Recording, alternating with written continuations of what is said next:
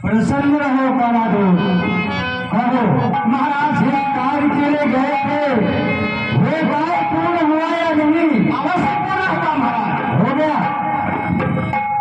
तो क्या हुआ? कौन है?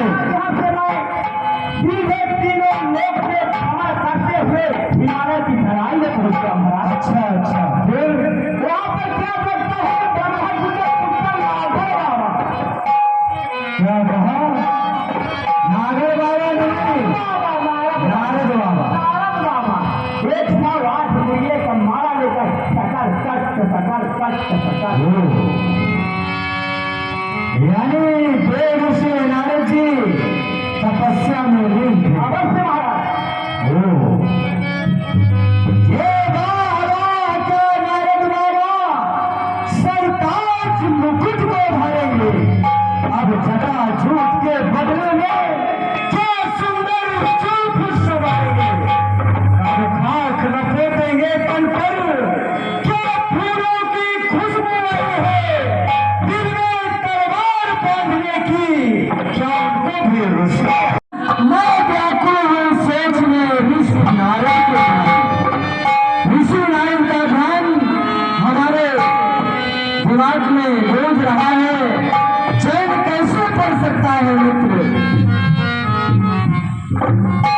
ये मेरे प्यारे मित्रों, आपका कथन यह है कि देव ऋषि नारद हिमालय के तलहटी के अंदर तपस्या कर रहे हैं।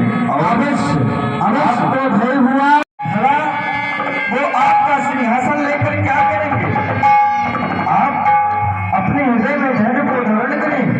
देव ऋषि नारद आपके इस सिंहासन के लिए तपस्या नहीं कर रहे हैं, बल्कि जन कल्याण के लिए कर रहे हैं। इसलिए मित्र, आप कह रहे हैं कि मैं देव ऋषि नारद के पास जाऊं और उनकी तपस्या को भंग करूं। तो हे मेरे प्यारे मित्र, मेरे द्वारा आपका ऐसा कार्य नहीं हो सकता। मैं किसी संत महात्मा की तपस्या को भंग नहीं कर सकता। ये उनकी साधना है। ये कोई पारिवारिक परंपरा की बात नहीं है, ये सांसारिक है। इसलिए मित्र, मैं आपका ये कार्य नहीं कर सकता। मैं किसी संत की तपस्या को भंग करने के लिए असमर्थ हूँ। क्या कह रहे हो मित्र? मैं बहुत उम्मीद किया था कि मित्र के द्वारा हमारा ये कार्य पूर्ण होगा, परंतु ये मालूम नहीं था कि आज आप मुझे धोखा देंगे। पातक भारी जो मित्र के दुख से दुखी नहीं रहता, उसका मुख देखने में भी पाप लगता है। इसलिए मित्र, मैं यही कहूंगा कि आप हर्ष करें।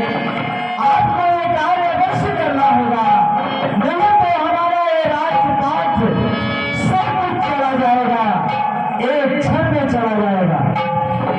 क्योंकि आप देव ऋषि नारद को जानते नहीं हैं। वो कुछ भी चाहे वो कर सकते हैं। इसलिए आप जाएं, उनका ध्यान भंग करें और हमें निषेध करें।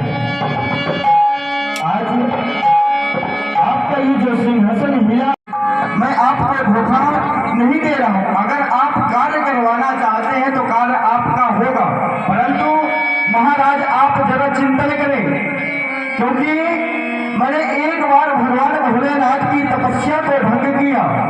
हाँ, मैंने एक बार भगवान भोलेनाथ की तपस्या को भंग किया, जिसका श्री हरि का गुणानुवाद गाते हुए हिमालय पहुंच गया। प्रभु, हुआ क्या? अचानक एकांत स्थान देखा, हिमगिर गुहा, सुंदर दिव्य भोले बाबा। हृदय में इच्छा जागृत हुई कि यहीं बैठकर कुछ देर हरि के नाम का जाप किया जाए, उनका चिंतन किया जाए। ठीक हो गया। नारायण, हुआ क्या? प्रभु क्या मालूम? मेरे तप के कारण देवराज इंद्र भयभीत हो गया, सिंहासन कंपायमान हो गया। उसने कामदेव को इत्यादि परियों को भेजकर मेरा ध्यान बिगाड़ना चाहा